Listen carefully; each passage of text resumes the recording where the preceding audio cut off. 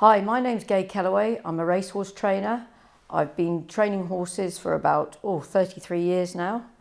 I bought my own place to train from 20 years ago, and prior to that I was a jockey, and I was the first woman to ride a winner at Royal Ascot.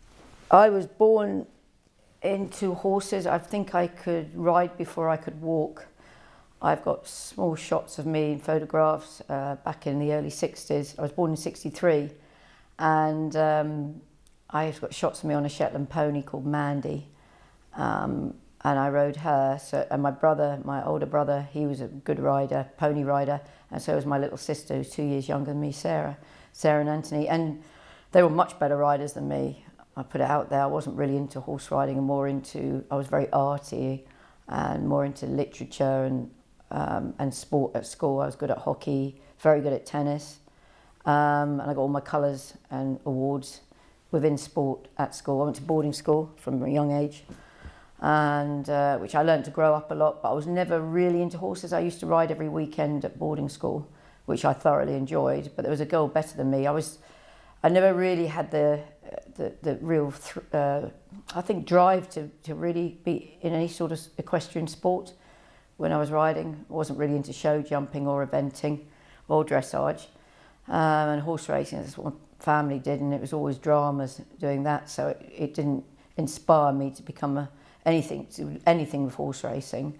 So one day I was at Cambridge College studying English literature and fashion, and my father was short-staffed one morning, and he asked if I could ride out, and I hadn't ridden for ages, and I wasn't riding much, and I rode out this horse one morning on the gallops at the Limekilns, which is a very famous gallop, and I just, it was like a light switch inside me, and I thought, wow, I really enjoyed this. So I started riding out before I went to college in Cambridge, and I really got into it a lot, and my riding had improved so much, and I went from this nervous little scaredy cat to someone very brave, and I absolutely loved it. And I was doing a lot of cycling competitions as well at the time, so I was cycling to Cambridge from Newmarket a lot, and I really had this passion and drive and competitive spirit I always had inside me. So I decided that I wanted to ride out more and gallop horses. That's all I wanted to do, was go fast. And even if I fell off, I wanted to get back on the same horse and prove to everybody I was better than them. I really had this drive inside me. And at the time when I rode out, I think there was like just my mum riding out and one girl in the yard. That's how few women were working in racing. And then I went on to ride out for Clive Britton early in the morning because father thought I was useless. I basically got my amateur license out because I wanted to ride in races. I was so keen, and I didn't do a very good job. I think I had no idea, no concept of a racing brain, and which you have to have as a jockey and understand. It's so different to just riding a horse every morning on the gallops.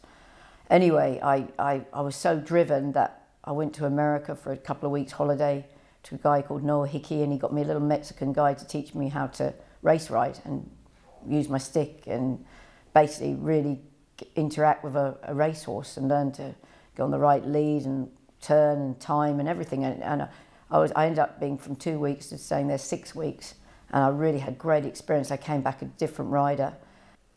Thanks to Bula, Father bought a better house for us and managed to Watermith as well, that won the Gold Cup. I think Watermith was first before Bula. He was in the late 60s. I think Watermith was I think I was 3 years old, 66. Oh, 69. Watermith was 69, and I think Bula, like you say, was 72. I remember Watermith enabled them to buy the house, Pound Place. And also, Father worked hard. He became a very successful jockey, working for Captain Ryan Price.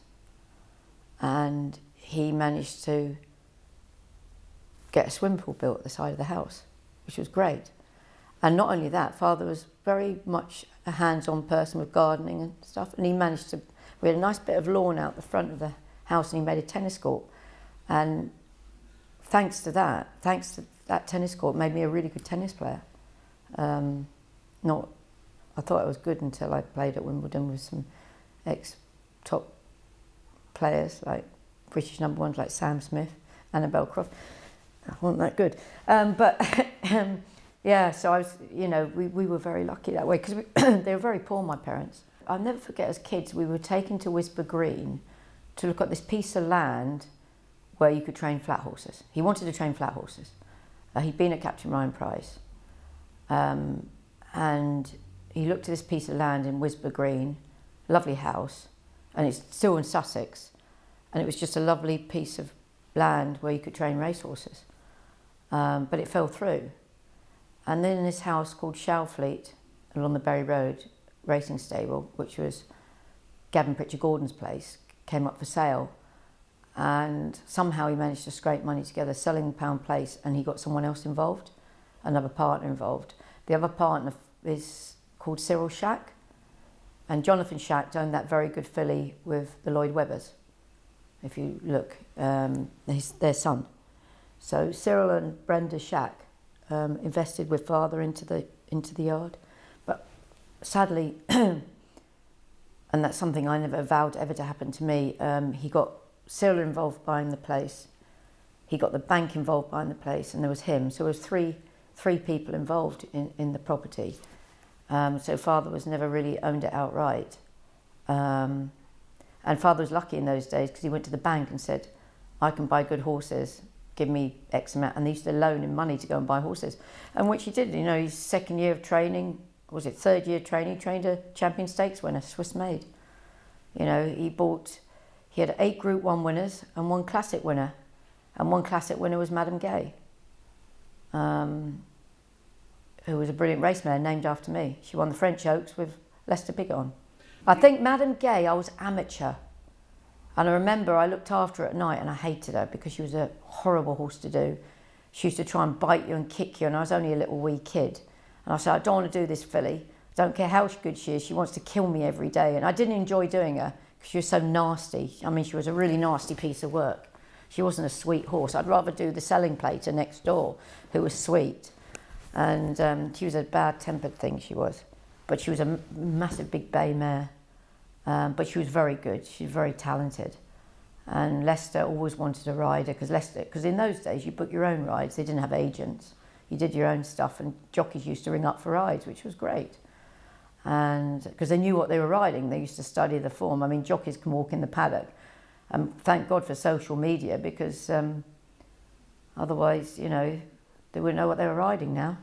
And like father said, I remember father saying to me, the worst thing jockeys ever learnt to do was read.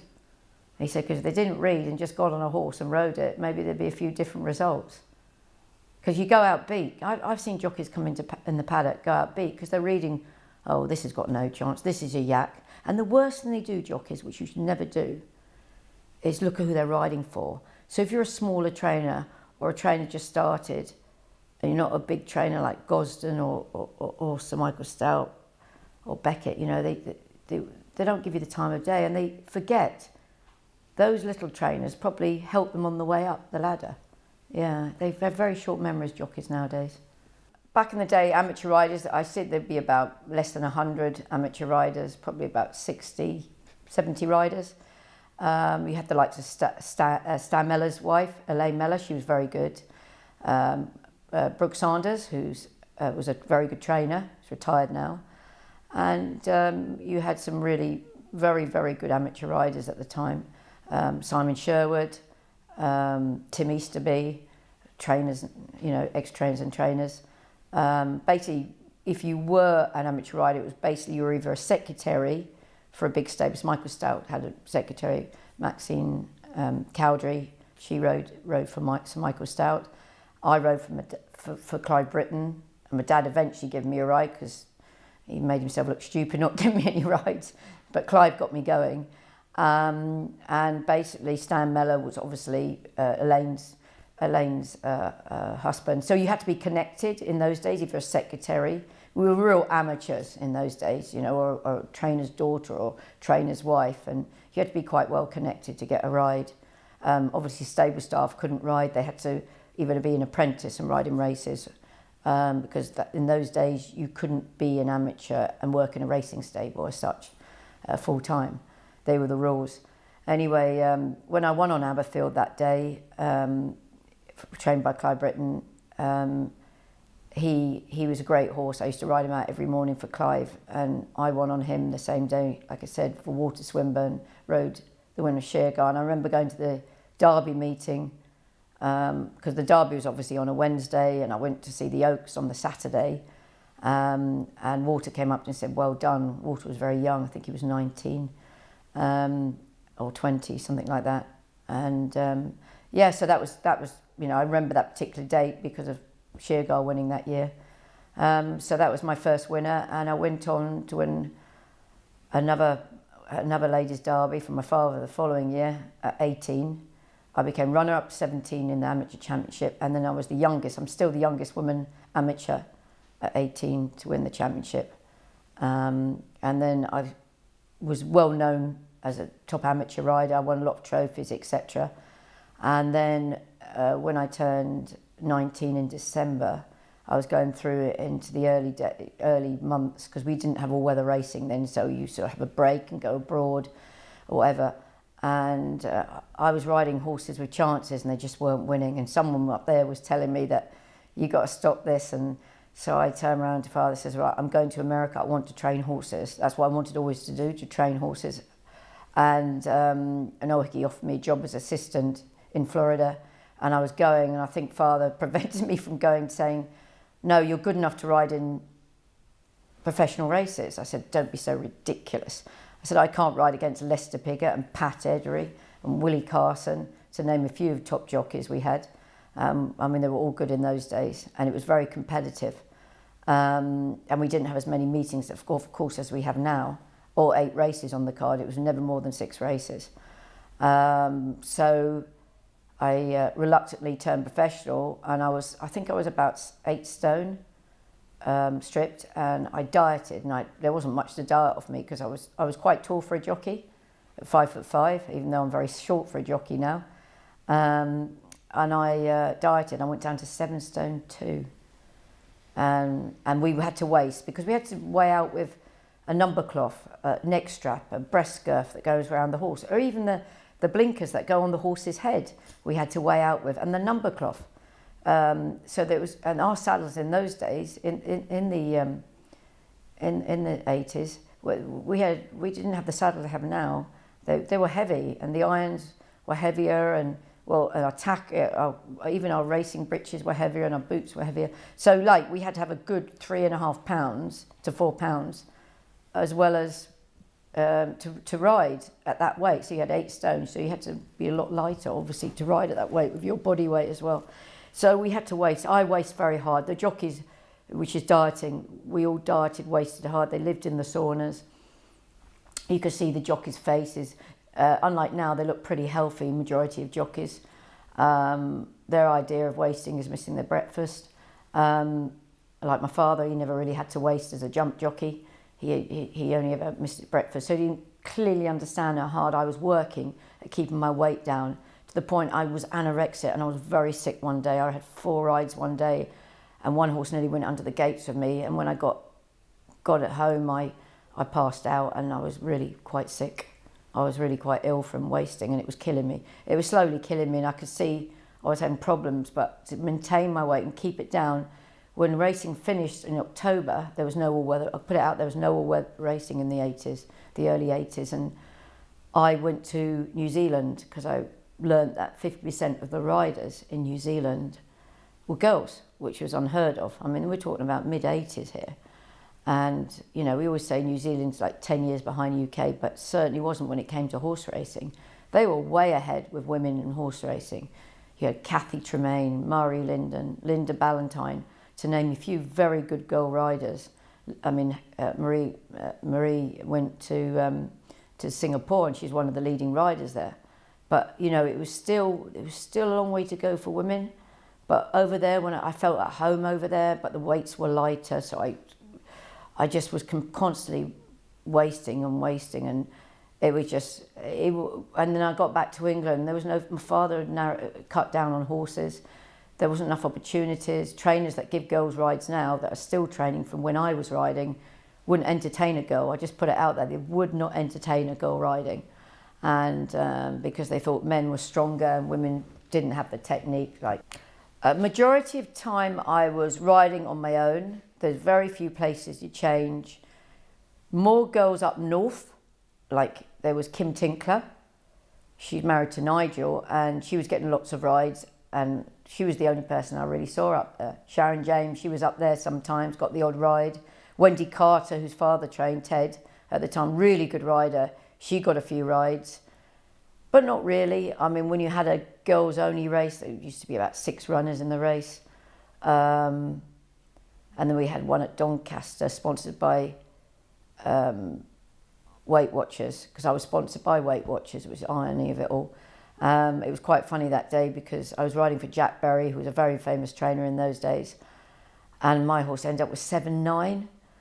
And like, I remember weighing out and I just attached an iron. Our irons were very small in those days, and a leather underneath a pad. I didn't even put a saddle on, so that I sat at the scales with this iron hanging out, no saddle underneath, and weighed out. In those days we used to sit down on an old seat to weigh out, and I snuck out there and Jack says, "Where's the saddle?" I said, "Hang on a minute, I'll just go and get it." It was to try and do that weight. I mean, it was ridiculous. The weights were really, really low, and the girls could do them. I mean, I was a heavier jockey than most. I mean, most of the girls were like 7 stone.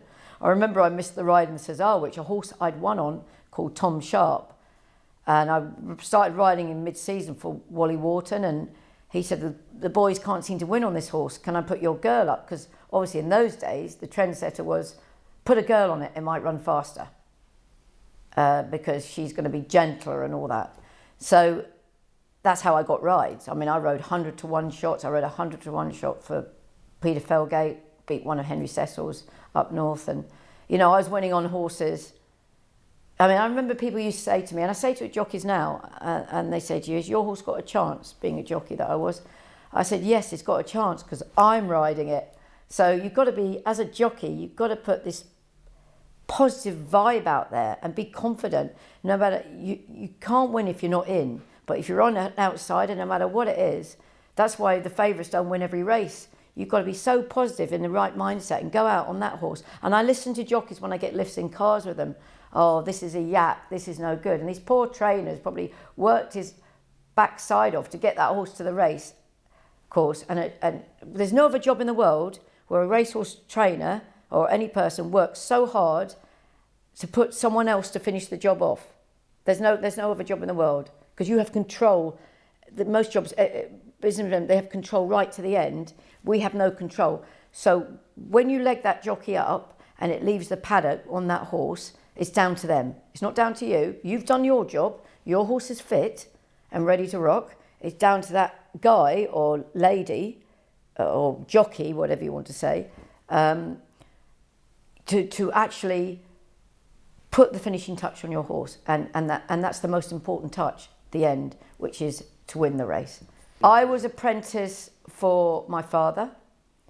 Jack Berry at the time offered me a job to be his apprentice, but my father wouldn't let me because we were too short-staffed and he needed me. And that's my only regret, because I think if I'd gone to Jack, and Jack was a really, unlike father, he was a really calm trainer and so kind and a great grafter. He and Joe, I remember riding work with them at their place in Cochrane, and I loved it because I used to sit in the middle of them both, and they were both on horse each side of me, and he used to whistle the sheep. We were going flat out, like doing 45 miles an hour on his horses, and there was sheep everywhere, and he just used to whistle as we went flat out. It was amazing, and it was such a thrill. And I thoroughly enjoyed riding out for other trainers because I knew I wanted to train, so I wanted to learn and take bits of all these different trainers, how they operated. And to me, Jack was an exceptional trainer, particularly sprinters, and you always knew when you went out on one of his horses, if he fancied it'd win, you know it'd win. And another trainer I used to ride a lot for, and he was lovely, and he passed away many years ago, was Pat Rowan. And they used to call him the Golly because he was a little bit always diving about, and he was a real grafter. I mean, those northern trainers were real grafters. back in the day, and they did everything. They drove the box, they mucked out, they rode out, and they were very, very, very clever. And they used to, Pat Rowan used to be very clever at setting up gambles. Riding back in the 80s was so different to now. We had nobody to tell us how to diet. There's no nutritionists, there was no gyms. I mean, now it's wonderful. You've got the IJF, the Indian Jockeys Federation, which they have two. They've got the Lord Oaksey, they've got the Jack Berry House. It's wonderful how racing's really pushed forward to help the younger generation. And they, oh God, if only you can just rewind back time and put them in that time where I was and the other jockeys were, to how hard it was really, the way we had to diet and do these low weights and the way we had to work. I mean, I used to get up in the morning and have to go and muck out 4 horses first. And we used to have muck sacks and used to lift them up and go backwards with them. And it's the last thing you want to do when you're wasting so hard and you've got to do a light weight. I mean, I remember Father said, can you claim off this filly? I was claiming £5. And he said, can you claim 5 off, I think it was 7, I think she had 7.12. And I had to claim 5 of that. I said, yeah, I can do it. She runs Saturday. I knew she'd win up at Newcastle. So I was wasting all week. And I took a diuretic, water pill Lasix, just to make sure I could do the weight. Because you always worry so much about doing weights, even though the scales could tell you. And you weren't sure of the scales. They're not as accurate they are nowadays. And I think I was ended up being 6.13. And I did the weight. And the filly won about 5 lengths. I've done it on my head, but I remember my kidneys really hurt me that day, and I was so dehydrated. And what we put ourselves, and it wasn't just me, there was other jockeys doing it. Apart from the girls are the ones that they used to laugh at me because I used to weigh so hard. Because Kim was naturally light, she was 7 stone wet through, and Wendy was very light, and to name a few. But yeah, they found it easy, but I really had to struggle with the weight, keeping the weight. I mean, now it'd be easy, the weight I was then. I mean, it'd be a walk in the park for me. But it was really tough. And not only did I have to deal with that, I'm on my own. I used to go to the races, get a lift with assistant trainers or jockeys, assistant trainers that are training horses now. And the misogyny and the bullying that I used to incur was horrendous. And I never used to say anything to my family. I used to keep dead quiet. I just used to say, can I go with the horses? I'll take the horse, I'll travel the horse up to the races, because I just didn't want to get a lift with one of those jockeys or one of the assistant trainers, because they just relentlessly wouldn't stop just harassing me or bitching at me or teasing me, and it was just monotonous. And because back in the days you couldn't just look at your phone, could you? We had no phones, or put your earphones on. You just couldn't do that, and it was just hard. And I think my best time I had when I was travelled, if I ever got a lift, was with the best person I went with was Smart Prescott. He used to have old BMWs, and he used to have a big cigar and smoke away, and he had George Duffield at the front. He was his jockey at the time. I'm sat at the back. We're going up to Catterick, say, and you've got George reading the map, and then Smart driving, and George couldn't read the map to save his life. And we had to go off the roads because there was crashes along the A1 on a Saturday, and we were coming off the road, and Smart used to look at me and look at George and used to say, what have I got here? As he puffed. And I remember Sir Mark, and he'll tell you this if you interview him later, I remember Sir Mark bumping the car in front of him to push it forward. He used to drive like Sterling Moss or Lewis Hamilton. It was quite funny. But they were the most enjoyable journeys. I remember distinctly going with Sir Mark a couple of times, and I loved going with him. And he was always charming, respectful, and yeah, I've got a lot of time for Smart, because obviously there's only 2 trainers left in Newmarket from when I was a kid training, and that's Sir Mark and Sir Michael Stout. Sir Michael Stout, that's Sir Mark's story. Sir Michael Stout's story of me is when I had a bad fall off a 2-year-old right in front of his yard at Wick Round, and as I was on the ground, it kicked me in my hip and broke my hip bone. And Sir Michael Stout kindly drove me to Bury Hospital. So he lifted me in the back of his car and took me to Bury Hospital. So they're my two experiences with the two trainers still left in Newmarket. So the first winner was a horse called Sass, and he won at Newmarket. Yeah, that was my first winner. I think it was, yeah, for father. Father thought, I better give her rides now because she obviously can ride. When I was a kid, he said, the jockeys aren't getting carved up here by these jockeys.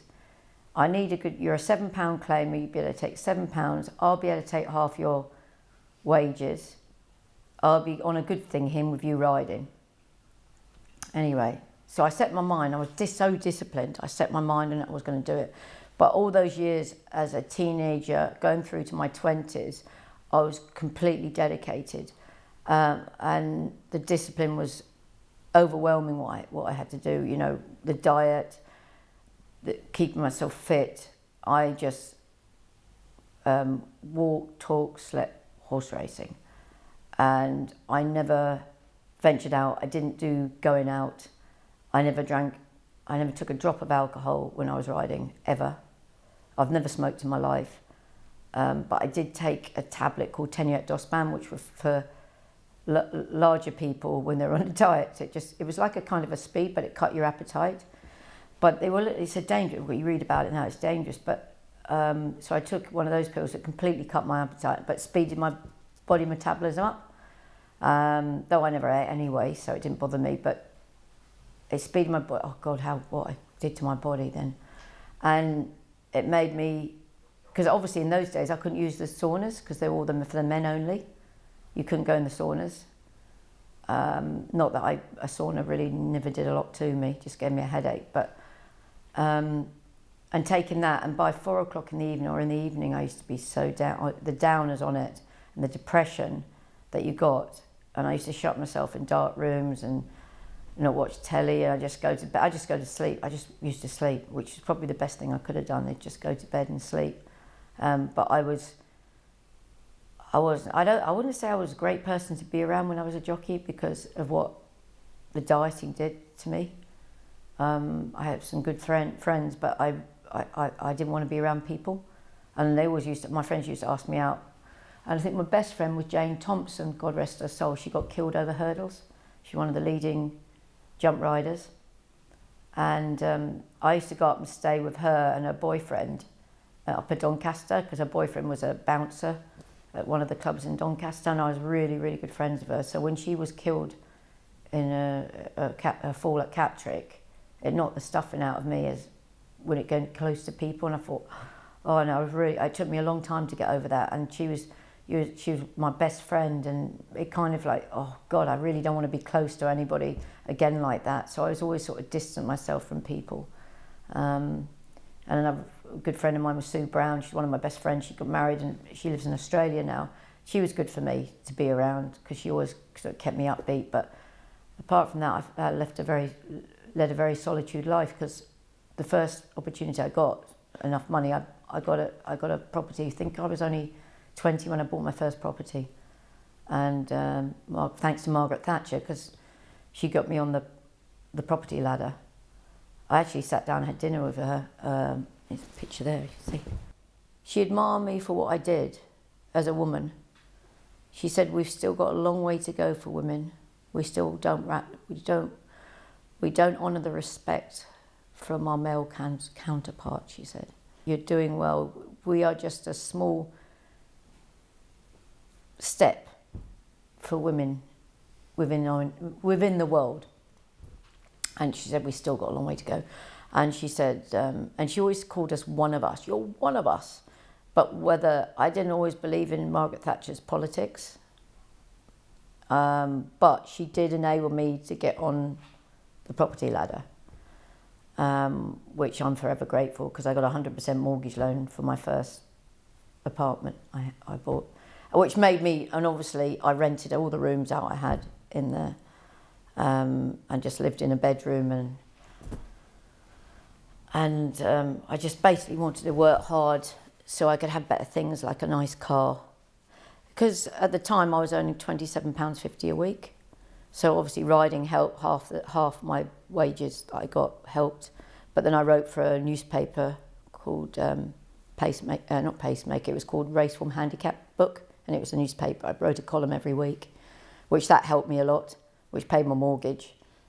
I was approached by Heinz Weight Watchers. They had a new, the slimming food was coming out at the time in the 80s, and they asked if they could use me as an example for eating their food, you know, their slimming food. It was all in tins, and so it was disgusting. Oh.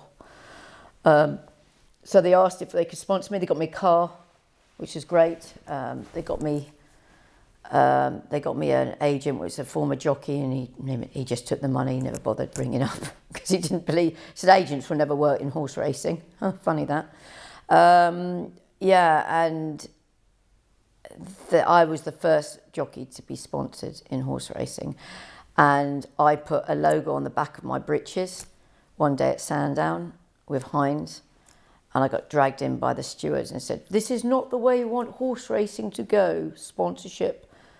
We're not like motor racing. We want us to be nothing on our racing colours, nothing on the horses' sheets. It's just the trainer and the jockey riding. Sponsorship is not the way horse racing will ever go," I was told by the stewards, the jockey club. And look at it now. How times change. And I guess I was a little bit ahead of my time. I used to really enjoy going up north riding. I had a lot of friends up north. And they were good to me, the northern jockeys. They were, at the time, you know, you had Lindsay Sharnock, he was a really good guy, and Mark Birch. Dandy Nichols was really kind to me. I'd never had a problem with Dandy, ever. He was always good to me. And they helped me in races as well. Whereas when I went south, all those top jockeys, bar Lester Pigger, who he was the one who encouraged Father to get me to ride as a professional, and he was always good to me. Lester was the only one I used to like getting a lift with to the races because he didn't talk. He was good to me, but the rest of them, gosh, the aggravation and the misogyny and the teasing and how I shouldn't be riding. And when I had the ride at Royal Ascot, I was constantly bullied by one jockey that I shouldn't be riding the horse and wasn't good enough. And I remember when I got to Ascot, they put me in the middle of the race course, and people used to say, "Oh, was it a fancy dress? You know, was there a hen day or something?" You know, and when people actually race course, when I was walking around, they said, "Oh, there's a girl riding." Because of my shape, I was very much shaped like a boy. I was very straight. I didn't have a curvy body as a woman because of wasting. I was just completely straight, and I looked like a jockey, a male jockey on a horse. So until they saw my ponytail, they didn't realise it was a girl riding, and it was always shocked. It was a big deal. And I didn't want it to be a big deal. I just wanted to be a jockey. And they use these, I've got cuttings that read, you know, girls won't ever get on in racing, race riding isn't for women, and I've got these various articles I kept. And it will be in my biography. I've kept a lot of pieces and male chauvinist articles. It's amazing, and a lot together. And through my life, as from when I started as an amateur at 16, right through to riding as a professional. Yeah, you'd be amazed. I look back and think, my God, to think what they wrote, it wouldn't be allowed now. I mean, I was the first female to ride in the Oaks. I rode in the Oaks. Never rode in the Derby. I rode in the Oaks. Horse had no chance. I had one on her, but I had a good bird's eye view. I was the first jockey to ride with a camera on their helmet. In America, in Chicago, I rode in the Arlington Million, and Father volunteered for me to wear it because he was getting paid for it. I never saw a penny of that, I tell you. But it was a great big heavy helmet with a big camera on the side. It was awful. Well, they got a good bird's eye view of that one as well. Yeah, so with the first sponsorship, first having the camera, there was a lot of firsts. First jockey I rode a really good filly called Pretty Picture, but she was not that class. I rode in the Gladiator in France. I rode at Longchamp. I was lucky enough to ride in France. That was a great experience, riding with Yves Saint-Martin. You know, Leicester was riding, you know, all those Freddie Head and all those top jockeys were in there. I was honoured, really, riding in the 80s with so many good jockeys worldwide. You know, Cash Asmussen, Steve Cawthon, You know, all these big jockeys that I used to ride, massive big hitters. You know, yeah, it was a good experience. And you must remember, yes, girls have ridden Royal Ascot winners. It took 32 odd years later, but you must remember they have now 5 days of the week to ride and 8 races. I had only chance of 4 days and 6 races, and I was very lucky, and it's thanks to Kenny and Jeff Whiting who gave me the opportunity on Sproulston Boy, because I wouldn't have ridden him if Lester Piggott was sat in the weighing room. There were some good jockeys sat in the weighing room for that race, the Queen Alexandra, but they insisted I rode the horse. And they came from a poor background. The horse looked like just a cowboy horse. There was nothing spectacular. He walked around like an old donkey used to. He was great, Sprouts, and he used to walk around like an old hack. And there was me as a girl riding it. So we had, gave us no chance for the race at all. I was 10 to 1 because a lot of people backed me. I was 25 to 1 overnight, and then Evening Standard. And then the next day in the Sporting Life, I was a long shot. And then I shortened to 10 to 1 because obviously the crowd were backing me on the tote because I was a girl, an outsider. The owners backed me. And it's a race I didn't want to ride in because I wanted to go and ride one up in Ayr, where I had a lot of friends up there. George Duffer was riding, and she was an absolute knocking certainty. First race at Ayr, and I watched it on the TV when I was at Ascot, and she won, of course, and I was a bit gutted, and I thought, I'm an outsider at Ascot, but I believed in the horse. I thought the horse would run well. The week before I got banned, you wouldn't get banned now, or got the race, taken off me, when I squeezed through at Sandown and won 5 lengths, and they took the race off me because Walter Swinburne kicked off in the weighing room, said it cost him the race. I don't know how, because I won 5 lengths on the bridle, but there you go. In these times now, I wouldn't have lost the race, but I did. And that was a horrible day because they were bullied. This is the only time I cried. But the good thing is, the horse didn't get a penalty for the winning. So I rode him a week later at Ascot on the Friday in the Queen Alexandra, and that race had put him right. And the ground, it just rained. I remember that day it rained and rained and rained. I thought, just keep raining. It's the chances of heavy ground, it's coming over his ankles. And I thought, the only way I'm going to beat these boys, I know this horse really stays. It was 2 miles 6. And I jumped off. I sat in about second going into the first turn. And I thought, I'm going to take it up. They're not going quick enough for me. So I took it up. I actually did my own thing because Father told me to sit halfway. So, yeah. And I actually took it up, and a good 2 miles from home. And I just kept on kicking and kicking and kicking and kicking. And I looked round in the straight. I thought, any minute now they're going to come past me. Greville Starkey, Pat Edry, Willie Carson. And I looked round. I was like 7 lengths clear. I could not believe it. I just could not believe it. And it was, I just punched in the air. Yes, I did it. I absolutely achieved something. If I never ride again, it was the best feeling in the world. And you could see the sea of colour as I came, because back then, obviously, Ascot wasn't as vast as it is now, but it was packed from the left to the right of you. The place was packed, you compared to nowadays, where crowds have diminished a bit and fallen horse racing. Then everybody went horse racing on a Saturday. It was a thing to do. It was a football or it was horse racing. But there's so much sport and other events going on a Saturday, and a Friday and stuff. But it was a Friday. Everybody took the week off for Ascot.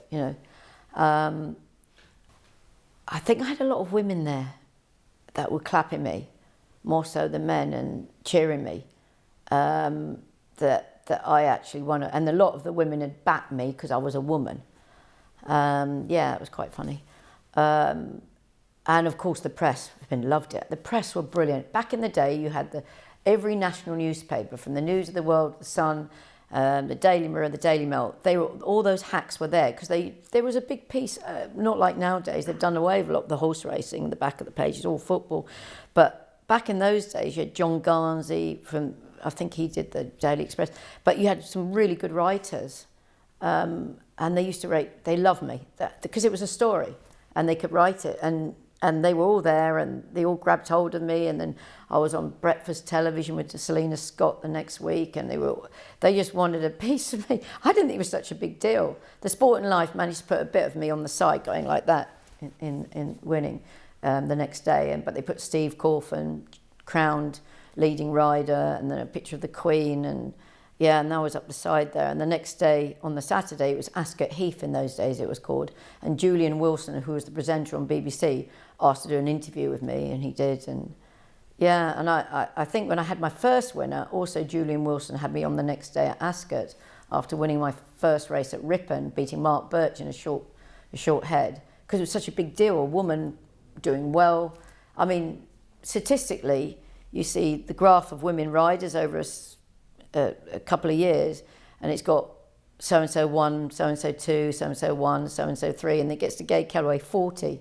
That's a massive difference in winners I rode. And I didn't have that many rides. It was 1 or 2 a week if I was lucky.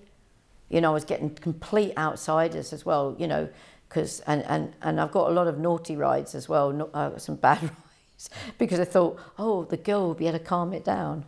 So it wasn't. Whereas now, with the £7 claim and riding a win at Ascot, I'll be sought after, and riding the winners I did, I'll be getting rides every day. I mean, the only thing in life I wish that I was a jockey now, because I think I liked being a rider, because I like horse racing, and I like the speed. And I think if I was a jockey now, it would have been the best thing ever, because I'm sure certainly my valet said I was right up there. He said, you could have been a top rider if you were riding now, and I possibly could, because I think it's a lot of dedication. I wasn't naturally a brilliant rider as a kid, and Holly Doyle will say the same. She had to work really hard from the beginning, from when she was apprentice.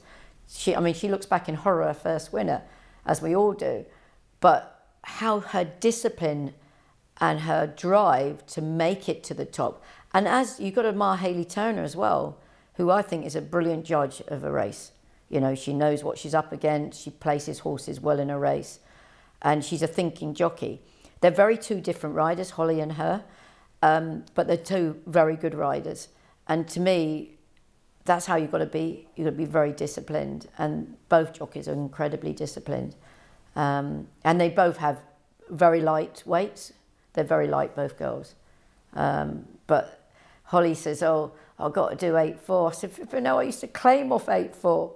She said, really? And she's like down there to me. So, yeah, no, they were lucky now with the weights. Because of the weights now, I would have done it easy, the weights. So, yeah. I love riding as a jockey. I like being a jockey, even though it had a tough time. But I think I would have loved it now, because it would be my life, and the dedication. And, I can't bear to hear jockeys, I'm tired, I need a rest, I don't want to ride that.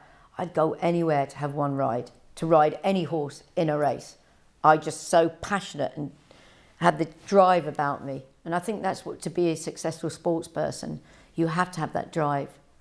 Otherwise, as soon as you slacken off, there's someone else to jump in that spot where you are that will have that drive. I had no more opportunities when I rode that winner at Ascot. No. I remember one day I had 5 rides at Brighton, and it was a big deal for me. And I was riding a 2-year-old filly in the first, and I was tracking Mick Miller, 5 furlong sprint, and his horse came down in front of me at the 4 furlong. The year before Joe Banks was killed at that particular spot. Bearing in mind we had concrete posts in those days, but there's no plastic railings in our day. There was wooden and concrete posts, and particularly at Brighton was always a bad track. And they had roads that go across that were rough, and we never had a watering system there, So, and we didn't have body protectors or proper helmets, and they had the volunteers from the St John's ambulance. It was quite, so prehistoric. Anyway, Mick's horse has fallen. In those days, we had these small irons, so our feet were actually stuck in the irons, which saved my life, because my filly somersaulted over. If you ever could get the footage of that race, it's horrific. I'm like a rag doll on the horse, and the filly's somersaulted over. She's only a little filly. She brought another horse behind it down, and I've hit the ground. I've broken my collarbone and part of my shoulder and done 6 ribs, but I'm conscious, and I've got off of the floor, and there's 2 jockeys lying there that basically finished their careers. And they were lying there. I thought they were both dead, and I could see the horses run off down the hill. But the weirdest thing is, and that really upset me, is that they said, well, it was the girl. She ran into the back of the favourite and brought it down. I had a tiny little filly. I never ran the back of anything. His horse, I saw his horse clearly stumble, and it went down, and Mick went down with it. So I never brought a horse down. My horse was too little. It was only a rabbit. It was a 2-year-old race. And she got up. The horses got up, thank God. But I remember distinctly the horses running down the hill, and I got up, and obviously I'm conscious and everything, and I could see these jockeys. I was very lucky in raceforce. I would touch wood. I was really, really lucky. Only chipped, and through my riding career as a jockey, I've chipped bits off me. It's like a china cup throwing me on the floor and not breaking. I used to chip bits off me. And I remember these old boys coming up to me, the satchels on, these ambulance boys come up before the ambulance actually came. And they said, that gay Kelleway, thought she was such a lovely, innocent young lady. I've never heard language like it. And I remember sitting in the ambulance, and I was gutted because I had four of the rides that day. So of course that held me up, and I went to Brighton Hospital, which is just across the road from the racecourse, and they put me in the hospital, and they were rushing around, and because Mick was quite bad. And they said, I thought I'd be let out because I'd only broken a bit of my shoulder and a few ribs. And they were so horrified that I was so dehydrated that they insisted on keeping me in for a week and put me on a drip because I'd been wasting so hard. So they put me on a drip for a week. And I never forget the temperature outside was like 40 degrees. Yeah, I remember stuck in a week in hospital with that. Yeah, that was bad. That was the worst spill I had. And that, talking about getting rides, I felt I was just suddenly getting going, and then poof, this happened. And then 2 weeks later, I'm on a horse and I rode a winner at Yarmouth. 2 weeks later. Yeah. I was still strapped up with the collarbone, because back in those days, and I had a little chip on the top of my shoulder, but I was fine. And I was back on a horse and I rode a winner, because I just wanted to get back early. I was in New Zealand and I rode in the Derby. I had a really good horse. I won some decent races on. I rode for a guy called Alan Jones in New Zealand. Lovely. Alan and Linda Jones. Linda Jones is the only woman still to this day who's ridden a Derby winner in Australasia. And obviously she was before my time. She was in the 60s. And Linda and Alan were really kind of like second family to me. I used to go there for the winter's ride. He said I was the best English rider that came and rode. I wanted to prove that it wasn't my dad giving me all the rides to make me good. So I went with Alan, and Alan says, you are a good rider, Gay. You can ride anything of mine. And he put me in I rode a decent winner for him on a horse in listed race, one on a horse called Full at Last. And then we rode him in the Derby. I rode him in the Derby, and he had to sit last. And I was a very brave pilot, he used to say, because there'd be 20 runners, and you could hear click, click, click the whole time they're going into other horses. And I tried to get up in the inner, I couldn't get through. They were going too slow in this race. And they sprinted in the finish. You got like 400 metres in the finish. And I just couldn't get through. And I finished a flying 5th. And after that, I thought, here above, if I was going to continue being a jockey, I would have won the Derby. And that would be a whole different concept. But I didn't win the Derby in New Zealand. So I decided, I'm going to stop riding. I'm not going to go back to England. I'm going to take another career up. I'm not going to ride anymore. So when I was over there, Arthur Williams, who had horses with father in England, 10 horses with father in England, very wealthy man, had his own stable down in Tauranga, which is near Wellington. And he asked me down there. I was up in Cambridge in the North Island. This is all the North Island. So I flew down there, and he said, Gay, will you come and train my horses? I don't like the trainer I've got. He's obviously a difficult man. He didn't like the trainer he had, and I actually quite liked the guy when I went and trained a horse under his name, and it won. It was by the sire that my dad used to train, Star Way, and that got shipped to New Zealand. So it was a really nice winner. So I said to Miss Arthur, I said, look, I'm going back to England. I'm going to do something else. I think I rode about 7 years. I didn't ride that long. I was 28 and I was working all these jobs, and then I got an offer. You don't go for jobs. People came to me. I was working I was writing quite a bit as well for magazines. I wrote a piece on Princess Anne for the Horse and Hound. It was good money actually, overnight piece for the Horse and Hound, and I wrote a piece for them. And it was picked up by Pacemaker Update. It was a magazine for horse racing, published every month. And they asked if I was interested in going into advertising, you know, basically selling space for pages in the magazine because I had good contacts. I said, yeah, and you'd be working in London. Well, I just discovered my sexuality. I'd met someone and I was living with them in Royston, just outside Royston. And I just wanted a job out of my comfort zone. I wanted a job basically because I wanted to be a racehorse trainer eventually, but I had to learn about sales. And in racing, we live in a bit of a bubble. And as a jockey, I didn't get out enough or didn't socialise enough. So it really was like, letting the kid into a street shop. And I ended up working in London, which I loved. And we were selling space. I had contacts with Victor Barclay, Rolls-Royce Garage. I got them to advertise. I went for lunches with various fashion houses. I got involved with them. And I found a niche that I could sell really well. And because I could sell really well, I was headhunted for a few jobs. Nothing to do with horse racing, but in sales. And I thought, well, all the time that I was living in Royston, a place called Sandon, and not having anything to do with horses, but at the weekends I used to ride out for a trainer, Mohammed Mubarak. He had a big stable, and I rode out for him at the weekends, and I really missed horses. I just missed horses, being around a horse, with horses, and I thought, and I was sort of being like a magnet back to horses, and I thought I've got to get involved in horses again, and always stick to a subject you know best. And I thought, well, with the advertising and socialising and being in the entertainment business as such, I really want to start training horses. So anyway, I got an opportunity to work with a company that just started. I was doing 0898 numbers, tipping services, and a guy called Kevin Moorcroft was doing a tipping service, and he asked me to join his company in Newmarket. But I was working for Pacemaker. Pacemaker were moving offices from Lancaster Gate, and we had lovely offices. I mean, Luke and I, a guy I work with, we used to sell space, and we spend all afternoon at San Marino's. We've been having lunch. I mean, we had a right DOS. I mean, you sell good space for the Pacemaker Update, non-expenses. We used to go for long lunches, and we had a great time. I mean, it was just a real DOS of a job. I was earning good money, but I felt that it wasn't enough for me.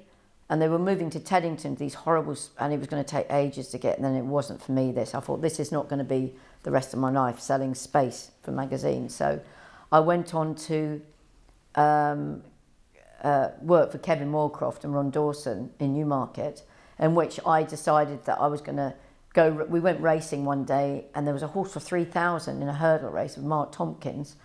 And I said, I really like that horse, and I can see he's got a bit of an issue.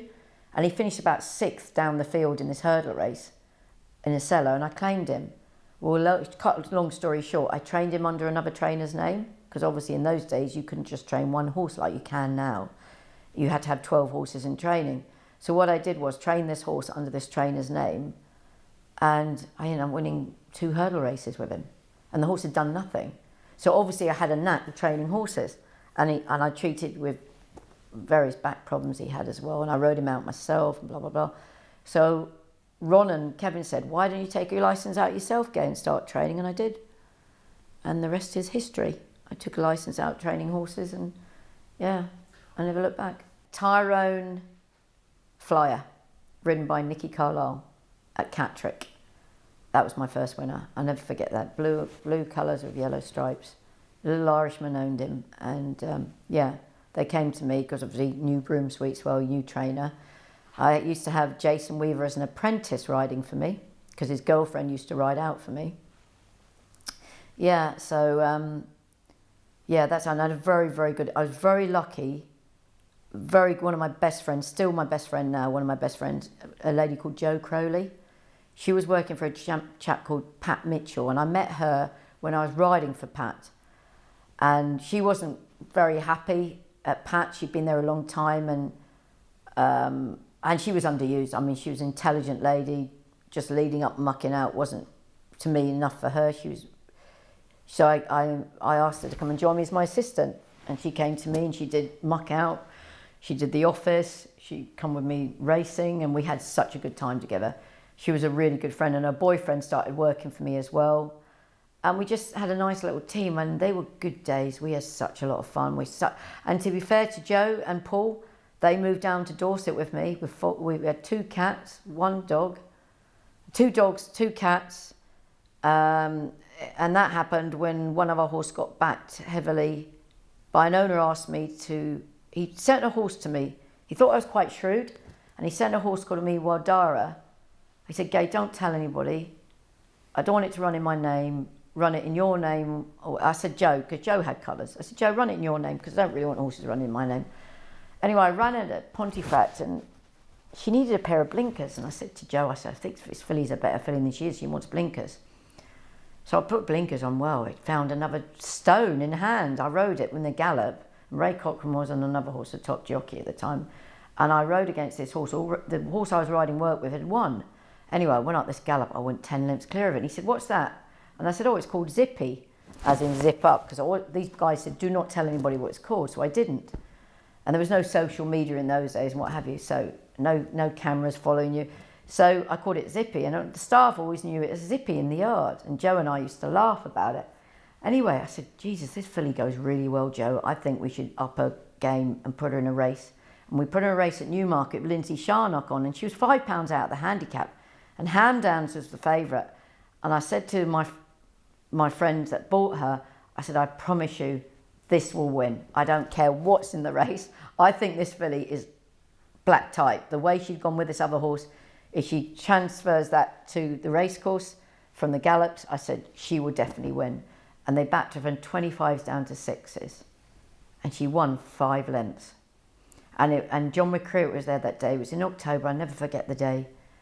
And it was Newmarket. And as I was walking in, John McCreary said, Gay, Kelleway has got her Christmas money early. And you know how, he was really out there on the telly. He was on Channel 4 or something like this. And he was going on about, we've had it off. Over 300,000 was taken in the ring and Gay Kelleway's backed it. And I thought, well, I didn't have a penny on it because the horse ran in Joe's name and these guys were obviously going to back her. And they backed her heavily. And we kept it very under the radar. Just Joe and I knew about it. And as I was walking in, all dressed up smartly, I got a phone call. And they were the days when they've just got phone calls. You couldn't do anything else. Ron Dawson, that owned the yard where I trained from, we had 4 horses with me. He says, Gay, I'm removing all the horses. You didn't tell me that horse would win. And with me, the horses weren't just a racehorse and a commodity. They were my animals and we really looked after them well. Anyway, we went to various different trainers. So I went to see Joe. I said, Joe, we're going to leave. So I put it out there and the next day, big bust up with Gay Kelleway and Ron Dawson. He said he sacked me. He didn't sack me. There's nothing to sack. I didn't work for him. I was renting. And so I had Susan Piggott, Lester's wife, kindly rang me up and said, Gay, would you like to rent my yard? George Bowie's there now. I said, I'll come and have a look. So Joe and I went and had a look. And during that time, a couple of owners and trainers rang me up and supported me and said, Gay, come and have a look at my yard, blah, blah, blah. So we were going to do that, but we got a very interesting phone call from a guy called Peter Bolton, who owned the Gold Cup winner Cool Ground, and invited me to come down and look at Wickham. And Joe and I said, what have we got to lose? But Joe did actually put it to me. He said, Gay, you said you were going to leave at the end of the month. Do you know when the end of the month is? I said, no idea. I only looked at the day. She said, in 2 weeks' time. I said, oh my, that is so typical of you, Gay, that you've just gone and said that. I said, Joe, we'll sort it. Things happen for a reason. So Joe and I we were invited by Peter Bolton, so we went down to Wickham. It took us a blooming day to get down to Dorset. We got lost, etc. We got to this beautiful place, but we weren't going in the beautiful place. We were going to go in the farmland across the road. But Peter sold us very well. He took us for a lovely lunch with him and Roma, his partner. Roma, she was lovely. And they were lovely. I mean, Peter knows how to entertain. He schmoozed me. They gave me a wonderful, I was going to train for them. I was going to be a contract trainer. I was on a good salary.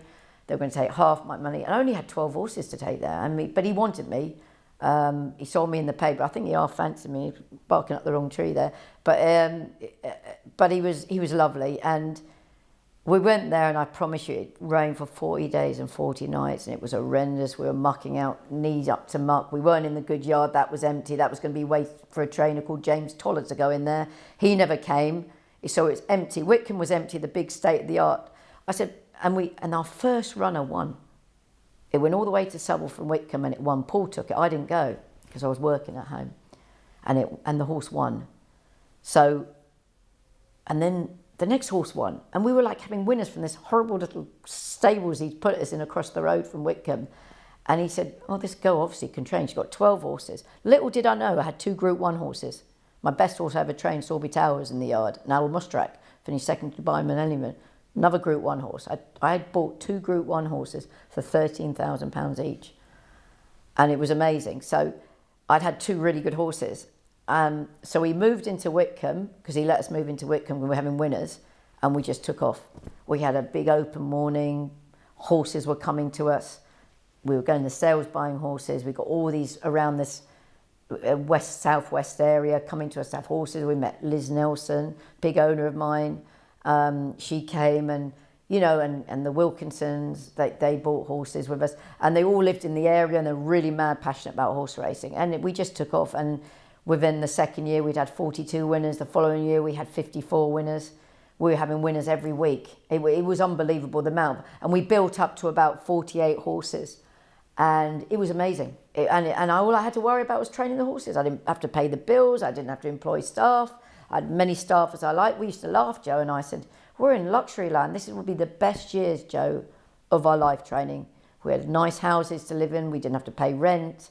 It was just great. It was just every trainer's dream to be a contract trainer. And if that is the best job in racing, being a contract trainer where you don't have to be a social worker, an accountant, and a box driver, and a yardman, and a jockey, and you have to do everything as a trainer now. So it was 4 wonderful years until Peter Bolton was great. We used to have a great Christmas with him. We used to drink out the Gold Cup from Cool Ground. We had a lot of laughs. A lot of trainers that had previously been there, Reg Akers, Toby Boarding, and David Ellsworth joined us there while we were there as well. He was briefly there. And I love David. He was certainly a legend, and he was a nightmare sometimes, a great character. I'd say the best times of my training career and the most enjoyable time was when I was training at Wickham. I loved Dorset. In the afternoon, the stable staff, we had a great team. They all went by the sea, and the boys loved it because all these girls went on holiday to Weymouth, and they had different girlfriends every week. So, it was good fun. It was just great fun. I just loved training there. We had such fun. I mean, one year we had runners at Ascot, and Sorby Towers third in the St James's Palace. We had a third in the Jersey. We had a fourth in another race. I mean, we were in the top 20 trainers of that year. We'd won over £500,000 in prize money. We had a great time. I mean, there were good times for me, but all good things come to an end, and we had to leave and go to Lingfield, where we joined up with Arena, and it just wasn't great at Lingfield Park, and I was never the same. I wasn't happy there. My dad died of cancer, pancreatic cancer, that year. I split up in a long-term relationship, so I literally took off to Dubai for a winter for 6-7 months to sort my head out, and I was going through a lot of issues at the time, and I was the first trainer to go over independently with 3 horses, pay for my keep there, and have a winner. And the winner was Blue Star, the picture up there of him, with Frankie Dettori winning on the horse. And it was thanks to Nick Litmoden, who gave me the horse to train, from one of his owners wanted to have a horse in Dubai to race. So with Nick doing that to me, I gave Nick one of mine when I went to, so I've always been very good friends with Nick Litmoden. And to be honest, I went back to Newmarket at Charnwood Stables, where I'd started. And a very good friend of mine, Gordon, sorted it out for me, came back from Dubai, and had a few horses in my sister's yard. A couple of them were quite good, which I didn't know. We bought them as youngsters. And I went from having nothing again, with starting all over again, that in the early 2000s, to picking myself up and being leading all-weather trainer than 2 years later with 16 horses. I mean, that's determination, that's graft, and in racing it can be right up here or it can be right down there. But you have to be a realist and be positive. You have to in any sport you've got to have a positive mind. And we do get hit by mental health. And I mean, back in the day in the 80s, we just got on with it. There was no mental health, there was no people to help you. You just got on with it. But I do believe people do need help, and you need to talk it through and see the light at the end of the tunnel. And I believe now trainers are getting help in mental health, because trainers have a hard time. You know, even at the top end. I remember John Dunlop saying to me, who actually passed away, and when he gave up, he couldn't pay out his staff because he was verging on bankruptcy. You know, he couldn't pay out his staff. You know, there's no redundancy there. And this is a man that trained Group 1 winners and Classic winners, but you cannot make, if you've got a high rent like he did in Arundel and so much expectations, you know, it's very expensive to train racehorse as a trainer to start off with. And the guys that are coming in, the guys and girls that are coming in now basically have money. You couldn't start, I started with nothing. The only person that helped me was David Sullivan, Sunday Sport, who owns West Ham, part of West Ham Football Club. David had a lot of horses, and he went out of racing because he wasn't treated right by the racing fraternity, by the jockey club, because they were snobs. And he went into football and he had the red carpet treatment, and forever since he stayed there. He's had the 1 or 2 horses in his time, but he got me going. He sent me some horses. He wrote a letter to the jockey club and told them he was a man of many millions, that he would support and back me if I have any outstanding debts, because I couldn't set up, because you meant to have 60,000 in your bank account. I barely had 6,000 in my bank account, or 600. I had a beaten up BMW and a house. That's all I had to start with when I started trading. But I knew how to sell. I knew how to train horses, and I knew horses. I know horses inside out. I understand horses. Well, I like to think that, and working with horses, and that makes me have an advantage over so many trainers, young trainers, because number one, they've never ridden a race, and I had the experience of riding on every racetrack in this country and knowing race riding. And number two, I ride out and ride work for so many years, and I can see a horse. And number four, I can pick a horse. I have no money when I go to the sales, and I bought a horse called Alrazine that we've offered telephone numbers for this horse. I paid 8 for him. I saw something in a horse. But there's countless horses I bought over the years that outnumbers any horses, bad horses I bought over the years. You know, I remember a Hong Kong client came to me and he had horses of Ed Dunnett paying millions. And he came, and I said, I was like the poor relation. I said, you know, Mr. So-and-so, I said, can any chance you buying me or give me the money to buy a nice horse? And he did. And he said, pick an agent. And I like Charlie Gordon Watson because he's been around a long time, like myself. And I know he's got a good eye for a horse. But obviously he has his favourite people he buys from. So there was a selected amount of horses, and he picked all these horses. He said, you pick one, Gay. We've got 150,000, which is a hell of a lot of money for me, because my budget is no more than 5 or 10,000 usually. And I found a horse, and that horse won his first 2. And then I took a gamble, and I said, listen, I want the horse to run in a group race. And they said, Mummy, it's only rated 85. I said, that is a good horse, that's a group horse. So we went to Qatar for a group 2, and everybody laughed at me, younger trainers as well, I've been forgotten what they'd know. They weren't even born when I was riding winner at Royal Ascot, and they were laughing at me because I was taking this horse over there, and we whooped their backsides, we won. And that's called taking a gamble, and that's the challenge I love. That's why I like going to the horse sales. That's my favourite part of horse racing, is going to the horse sales and being on the edge that you haven't got a lot of money to spend. And I bought 4 last year from a certain sale. 2 are very good. One went to Dubai and race. Other horse is a very good horse now that everybody wants to buy. And I didn't spend more than 25,000 on all these 4 horses, you know. And that's what I love. And that's what I love. And my life has been proving a point all the time, and it gets quite exhausting after a while. When I'm at the sales looking at a horse, and you have like 230 horses looking at, I don't go too much into ins and outs for, you know, like they do the times and they look at the horse, and any idiot can see a good horse, the perfect horse, the pedigree from the father and the dam, and it's not rocket science, and a correct horse, you know, in stature, height, weight, correctness in front. You know, you can't train flat wheels. I mean, whatever the horse, if it turns in, turns out, there's always going to be, eventually, with the gallops we have now, with the all-weather synthetic all-weather gallops, you have to have a pretty correct horse.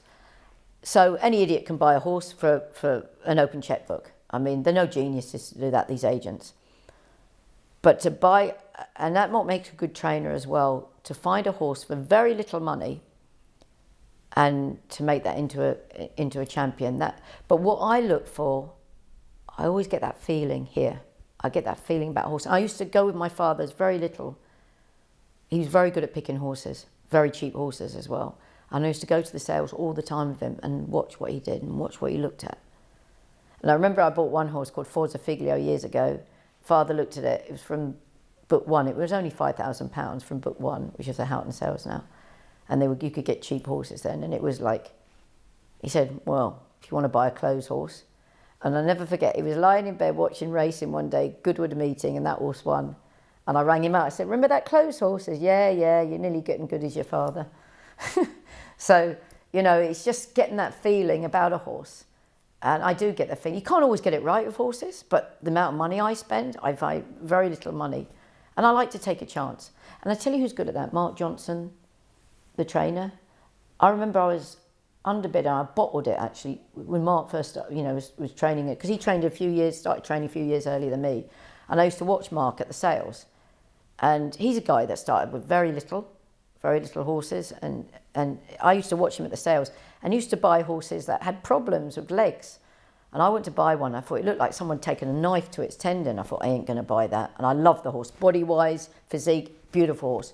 Mark got it, and I followed that horse. I ended up winning listed races with it. So it just goes to show. And I've been underbidder for a few nice horses in the past, good horses. But I just haven't had enough money.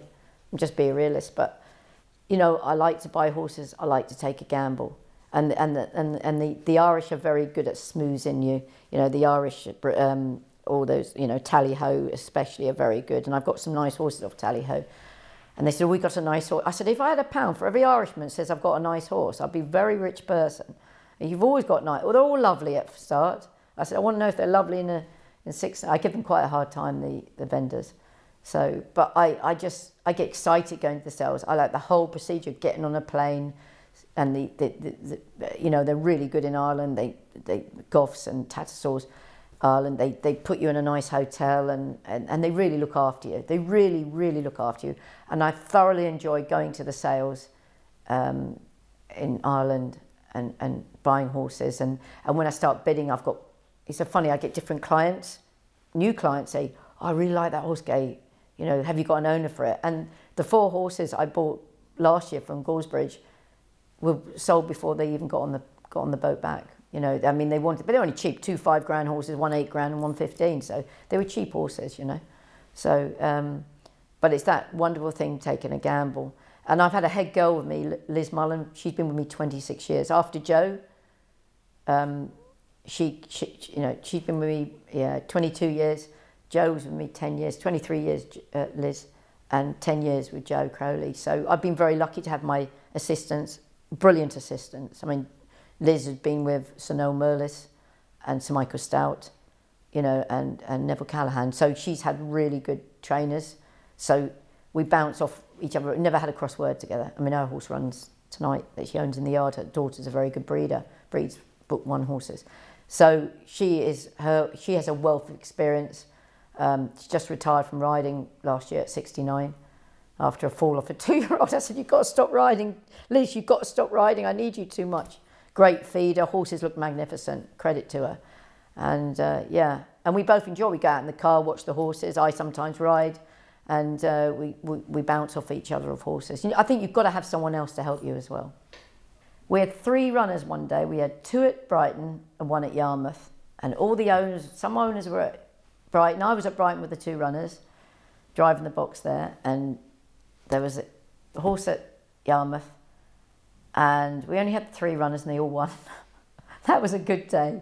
And it was a lovely sunny day. And the owners were there and we were all celebrating all day. It was fabulous. Absolutely fabulous. That was a great day. And then we've had other days with the group winner in Ireland.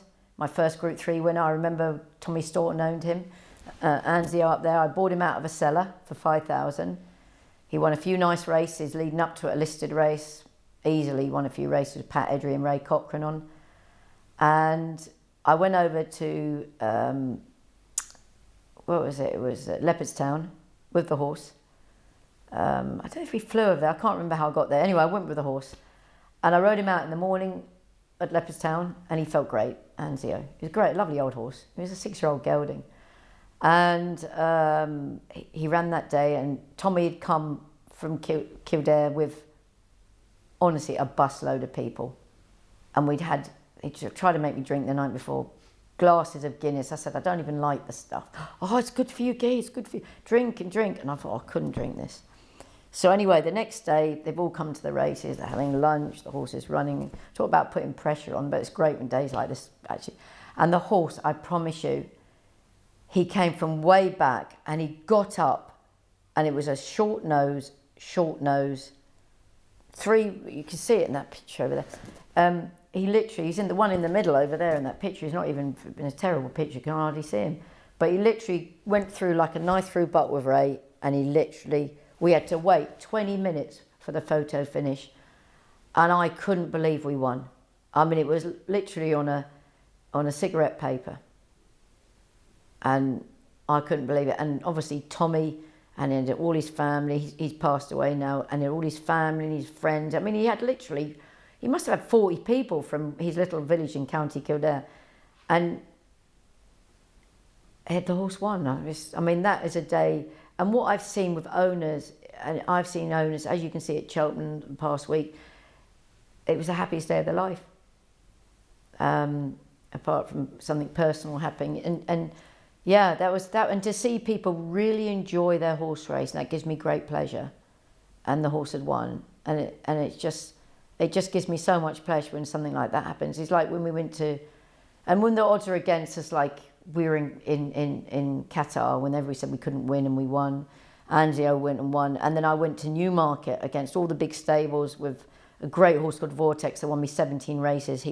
I bought him from Michael Stout for 18, and he just went from 69 rated horses to 115. We won. He was a top horse in Scandinavia. He's probably the horse I'm most fondest of, because he took me all over the way, Japan, America, which was surreal that day in America, but going to Dubai with him and being there a week with the horse and planning ahead and building up to that race, and the horse won. I mean, it was just amazing. That feeling, there's no other feeling than winning that race that we did, like in Qatar with Vortex, with Anzio, and when Vortex won the Criterium at Newmarket Group 3 on my home patch. Getting up to win Group 3 was amazing, you know.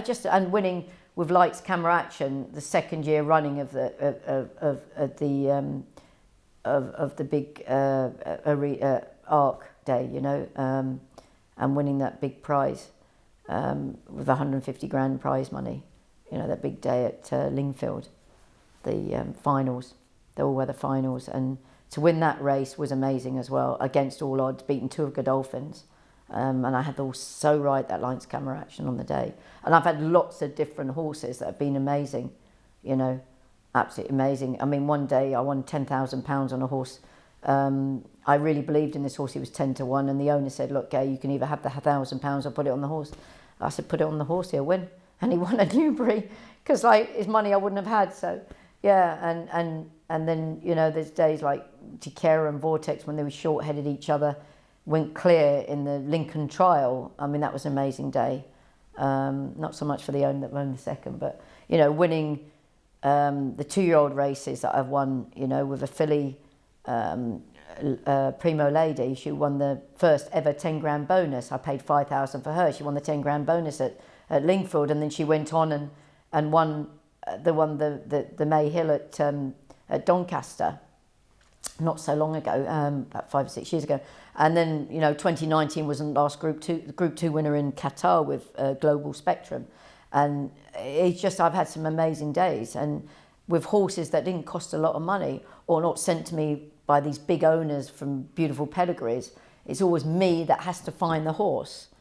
I don't think I've ever been lucky enough to be sent a champion. I don't recall I've ever been sent a champion or sent a horse that's, you know, usually the horses I get sent, if anybody ever sends me horses, are ones that have had problems at other stables, you know. So I think Astrak was probably the only good horse I've ever got, and that's a zonk ago, years ago, and he won a listed race in France and at Doncaster. He was quite an amazing horse, Astrak, and he came from Eric Jakehurst, who was a brilliant trainer in my book.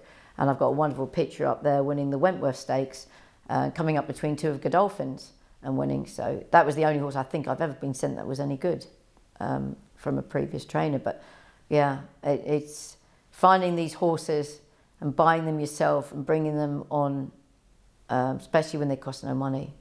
That's the biggest achievement. My job is very weird, and I say to my partner who's in finance, financial advisor, I said, our job is all about winning. It's not closing a deal, it's all about winning. And, you know, and like any sport, but ours is constant, 263 days a year, constant. Our sport is every day. You're only as good as your last winner.